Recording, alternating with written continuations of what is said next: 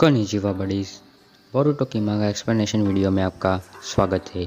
आज के वीडियो में हम लोग जो है बोरुटो के मांगा के चैप्टर 3.5 और 4 को कवर करने वाले हैं। चैप्टर 3.5 स्टार्ट होता है ओरोचिमारू के हाइडआउट से, जहाँ पे एक लड़के को होश आता है। तो ओरोचिमारू कहता है कि उठ गए।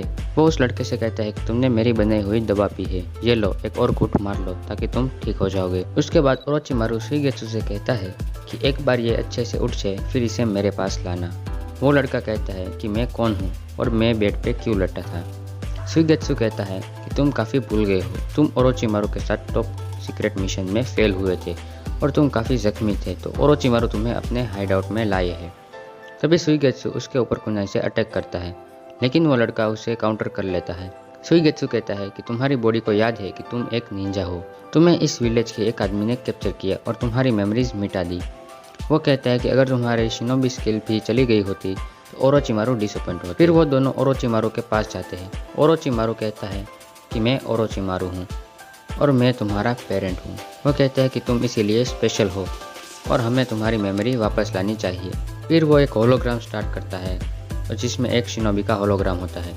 वो कहता है कि ये शिनोबी किसी की भी मेमोरी को छीन सकता है और ये दूसरों में मेमोरी वापस डाल भी सकता है। ये लड़का और कोई नहीं बल्कि मित्सुकी होता है। ओरोचिमारू कहता है कि तुम्हारी मेमोरी इसी ने ली थी, हमें इसे पकड़कर तुम्हारी मेमोरी वापस डालनी पड़ेगी। हम इसे लॉक कहते हैं और उसकी एबिलिटी को एक्सपीरियंस स्टीलिंग। मित्सुकी कहता है कि हमारे अगले मिशन में हम लोग इसे पूछ क्यों रहे थे। तो ओरोचिमारू कहता है कि हम उसकी सभी चुराई हुई मेमोरीज ले सके। मित्सुकी कहता है कि अगर तुम भी उस वक्त मेरे साथ थे तो तुम्हारी मेमोरीज क्यों नहीं गई और तुम मेरी माँ हो कि बाप। ओरोचिमारू कहता है कि उससे फ़र्क नहीं पड़ता, मैं एक लेजेंडरी सानिन हूँ। मित्सुकी कहता है कि तो तुम मुझ जैसे कमज़ोर लड़के को क्यों ले गए। ओरोचिमारू कहता है कि तुम अपने आप को काफ़ी अंडर एस्टिमेट कर रहे हो, तुम मेरे स्पेशल चाइल्ड हो और अब तुम एक अच्छे बच्चे की तरह मेरी बात मान लो। फिर वो दोनों उस शिनोबी के पास जाते हैं। ओरोचिमारू कहता है कि इसके आगे उसका बैरियर है, सिर्फ तुम ही उसे रोक सकते हो। तभी उस शिनोबी को भी मालूम पड़ जाता है कि वो लोग आ चुके हैं। उसके बाद वो आमने सामने होते हैं। शिनोबी पैरालिसिस जुत्सु यूज़ करता है, लेकिन उसका असर ओरोचिमारू पे नहीं होता।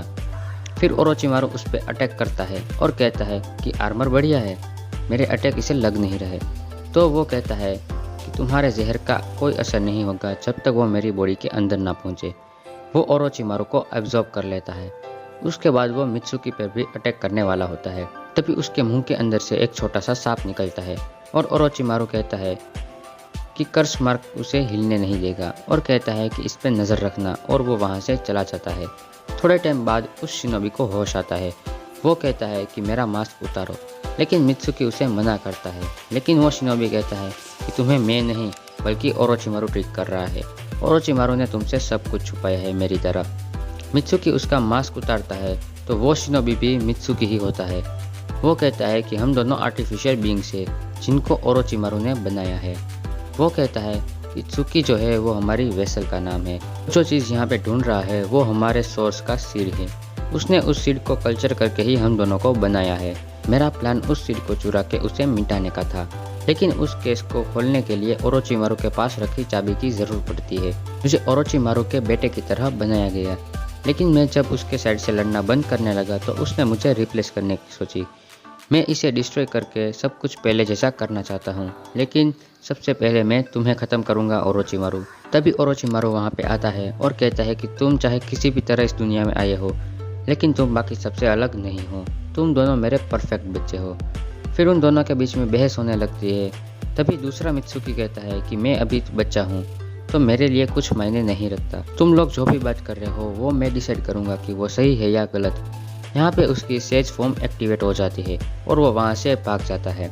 तभी शिनोबी मित्सुकी कहता है कि उसने एडवांस सेज ट्रांसफॉर्मेशन अनलॉक कर ली है, तुमने उसमें क्या डाला है इस बार। उसने फाइनली 6th ट्राई में मैनेज कर लिया।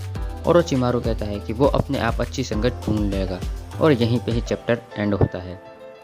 चैप्टर 4 स्टार्ट होता है नारुतो से, जो कि होकागे ऑफिस में बैठा होता है। तभी वहाँ पे शिकामारू आता है। वो नारुतो से कहता है कि बोरुटो और उसकी टीम ने सेकंड राउंड भी पास कर लिया है।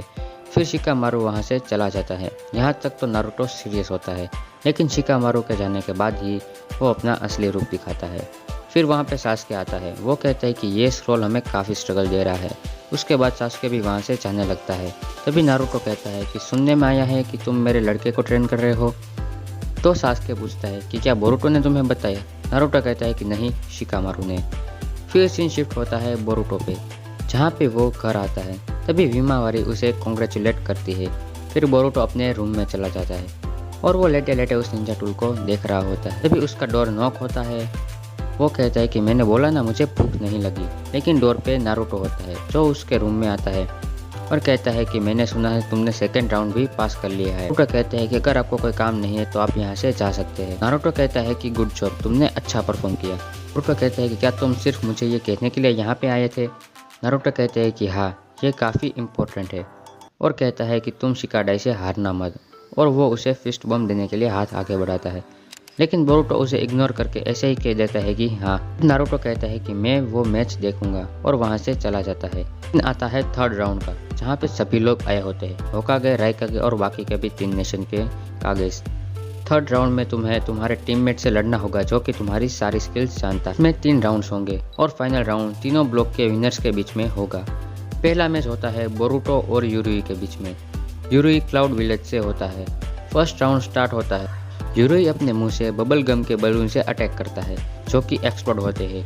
वो उन्हें पूरे ग्राउंड में एक्सपेंड कर देता है। तभी बोरुतो निंजा टूल की मदद से एक शूरिकेन फेंकता है जो टर्न होके उसके मुंह में लगे हुए बलून को ही फोड़ देती है, जिससे वो उसके मुंह में ही ब्लास्ट हो जाता है और फर्स्ट राउंड का विनर होता है बोरुतो। उसके बाद साराडा भी अपना राउंड जीत जाती है। मित्सुकी तोरोई को हरा देता है, शिकादाई योदो को, आराया इनोजिन को और शिनकी चोचो को हरा देता है। फिर सेमीफाइनल का फर्स्ट राउंड स्टार्ट होता है जो कि होता है Boruto versus Shikadai. Boruto multi shadow clone से उसके ऊपर अटैक करता है, लेकिन शिकादाई शेडो टेक्निक से उसे फ्रीज कर देता है। तभी बोरुतो निंजा टूल की मदद से शेडो क्लोन क्रिएट करता है और उसे देख के शिकादाई गिव अप कर लेता है, लेकिन उसे ये करते हुए नारुतो देख लेता है। वो साइंटिस्ट भी ऊपर से कहता है कि everything is going according to plan, साला आइजन बन रहा है। सीन आता है लैब में, जहाँ पे एक लड़की सास्के से कहते हैं कि अब हम क्या करें, ये हमारे इस फ्लोर के एग्जाम करने के बाद के रिजल्ट है। सास्के कहता है कि मुझे कुछ ठीक नहीं लग रहा, एग्जाम को सस्पेंड करना पड़ेगा और नारुतो को जल्दी बताना पड़ेगा। इधर नारुतो बैटलफील्ड पे आता है। बोरुतो कहता है कि आपने ये देखा, अब फाइनल की बारी, और वो उसे ट्विस्ट बम देने के लिए जाता है। तभी नारुतो उसका हाथ पकड़ लेता है और कहता है कि ये क्या हो रहा है।